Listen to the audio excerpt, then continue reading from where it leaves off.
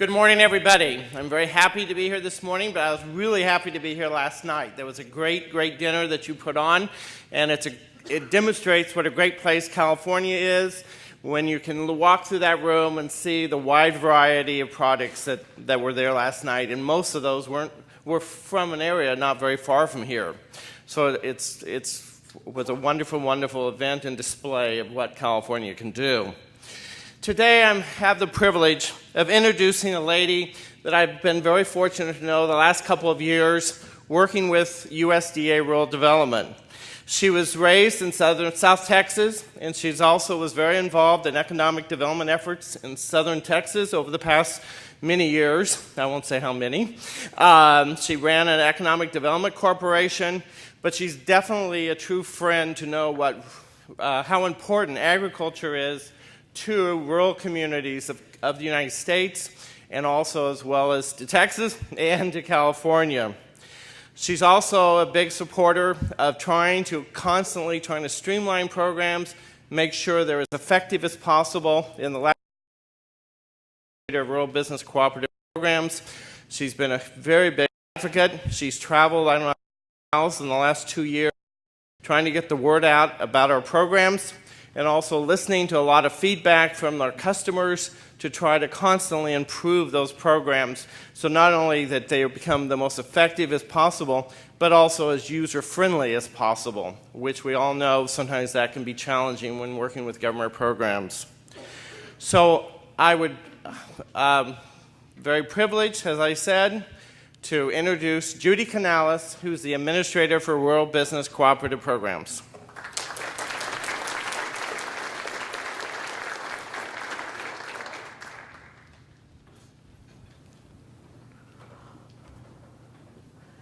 Good morning. Thank you, Chuck Glendenning, who is our longtime civil servant for USDA Rural Development, having served most recently and for the last, I think, about 15 years or so as our director for the business and cooperative programs aspect that we conduct here at Rural Development here in California. Before I proceed any further, I first of all want to give you all greetings from President Barack Obama. I serve in his administration, and I am so pleased to be here coming in from Washington, D.C. on his behalf. I am also joining you on behalf of USDA Secretary Tom Vilsack, who is a native of Iowa, a former mayor, actually, of a rural community, Mount Pleasant, Iowa, and of course a former governor of Iowa, and he's been fantastic to work with as I've been on board now for almost 2 years in Washington, D.C. as the administrator. Before I proceed as well, I want to recognize my team that is working here in California representing rural development and of course representing USDA. First of all, someone who is not new to USDA and has had tremendous experience from her home as far as agriculture and growing up on the ranch, Dr. Glenda Humiston. Glenda, thank you. Glenda is our state director here in rural development, and Glenda has taken on the charge, which is incredibly admirable, and also I'm sure she's got a lot of miles under her belt as well. Almost 50 counties here in California, 58. She has traveled county to county over the past almost 2 years as well too, representing USDA, but more importantly, what she has been doing has been to conduct economic job forums in these challenging times that we're in. And we all know where the challenge continues. We know this.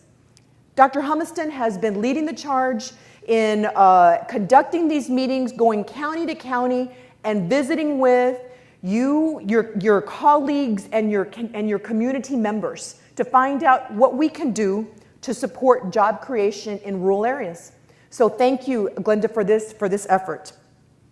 I mentioned to you, of course, Chuck Glendenning, who heads up our business programs. And when I speak about our and rural development, it's very personal for me because This is my second time to join USDA, having served also in the Clinton administration as Deputy State Director in Texas.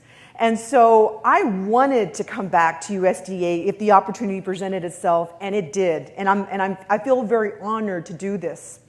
I also want to recognize Ms. Karen Firestein, who is here as our business specialist, business and cooperative specialist. Karen, please stand. Karen, another wonderful civil servant. And folks, I use the term civil servant, especially in this day and age when too often public service has been presented in a negative light.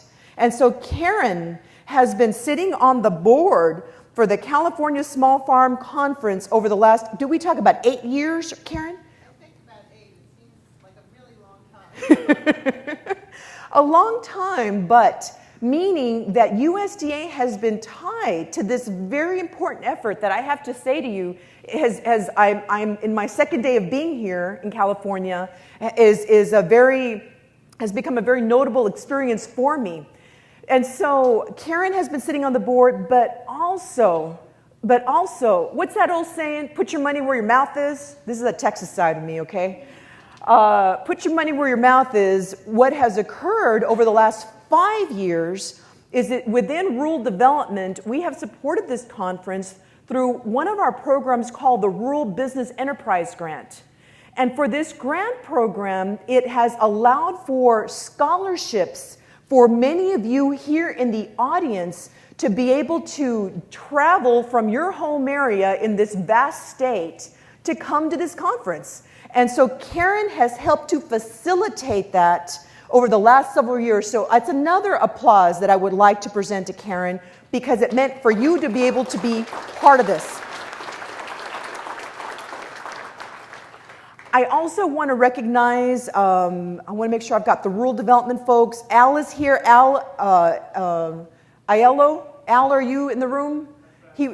Thank you, Al. Thank you. He's also part of our rural development team, and he's joining us. I've got my rural development. We've got our team together, and then we've got our sister brother agencies. I want to recognize as well, too, acting administrator for the Farm Service Agency, Mr. Val Dalcino. Please stand. Dalcini. And Val is a native of California, several generations, and he has most recently been serving as the state executive director for the Farm Service Agency. So Val, thank you for your leadership. And California, you've got someone that's been, one of your native sons has been sent to Washington for a stint. So Val, we're gonna see you in DC, and I'm so happy to have had a chance to visit with you here in California. I know also that we have other representatives here from USDA, Natural Resource Conservation Service, and Lisa's here. And Lisa, do you have other colleagues that are present from NRCS?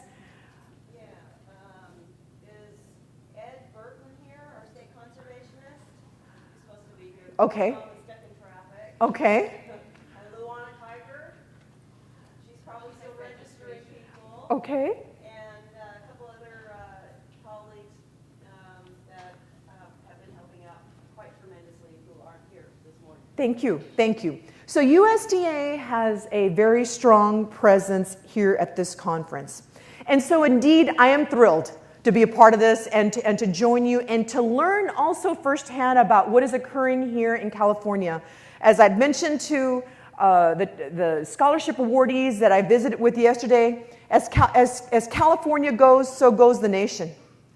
Very, very often, you all are the leaders, the trendsetters.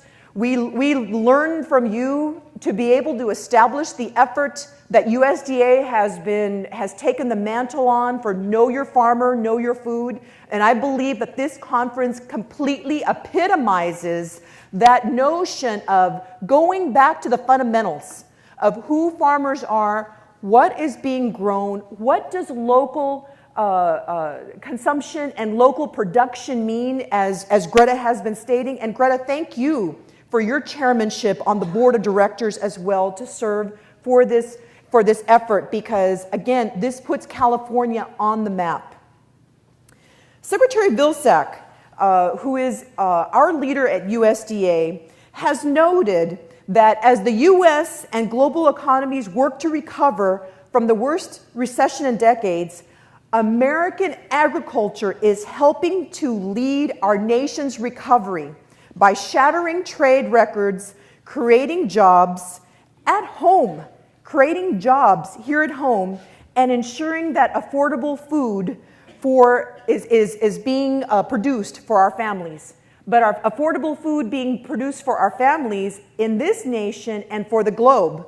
Because what he has also noted to us is that agriculture is the leader in food, in producing fiber, in producing feed. And what's also occurring now too are opportunities for producing fuel. And we're seeing this. We're seeing this in Washington, D.C., and I'm also seeing this as I travel to various parts of the United States. Rural development, specifically in the mission area of supporting rural communities, because what we believe is that agriculture and producers have got to have a support. If they do not, where are families going to be supported? Who is going to be responsible for administering? Who is going to be responsible for ensuring that we have a quality of life in our rural communities that is so sorely needed?